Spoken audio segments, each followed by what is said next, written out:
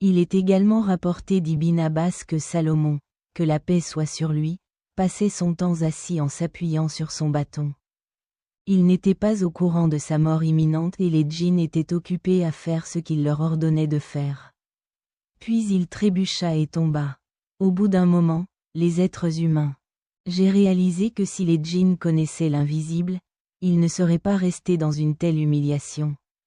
Selon l'imam Ahmad, Abdullah ibn Amr a rapporté que le prophète Muhammad, que la paix soit sur lui, a dit, lorsque Salomon, le fils de David, a construit la mosquée Al-Aqsa, il a demandé à Allah 3 choses.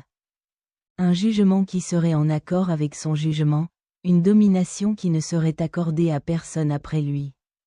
Et que quiconque priait dans sa mosquée et commettait un péché serait pardonné comme le jour où sa mère lui a donné naissance. Leçon tirée de l'histoire de Salomon, que la paix soit sur lui. 1. Les prophètes, les messagers et les djinns ne connaissent pas l'invisible. Les prophètes, les messagers et même les djinns ne pouvaient pas la connaissance de l'invisible. Seul Allah connaît l'invisible. Cependant, Allah peut parfois leur accorder des miracles grâce à quoi ils peuvent être informés de certains événements futurs ou les justes peuvent recevoir des visions. Il ne s'agit pas d'une forme de connaissance globale de la cabane invisible, mais plutôt d'un événement miraculeux ou d'une inspiration divine. 2. Tout dans l'univers est soumis au commandement de Dieu. L'histoire souligne que tout dans l'univers est sous le contrôle d'Allah. Quand Allah le veut, les prophètes et les justes peuvent communiquer avec les animaux.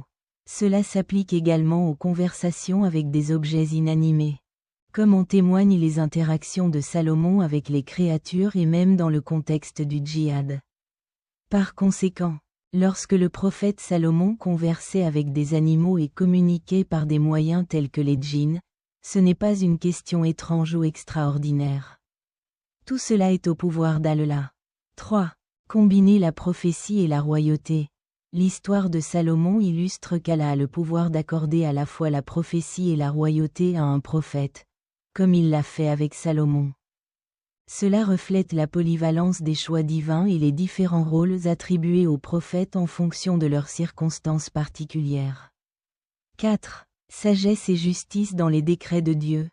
Quand Allah a accordé à Salomon la capacité de porter un jugement concernant les brebis, cette sagesse n'était pas une lacune ou un défaut de la part de David. De même, tous les prophètes possèdent de la sagesse et de la droiture dans leurs actions. Cela souligne que la direction divine est complète et englobe divers aspects de la vie. 5. Miracles adaptés au temps et au lieu. Les miracles et les signes accordés par Allah aux prophètes et aux messagers ne sont pas limités à une catégorie spécifique. 297.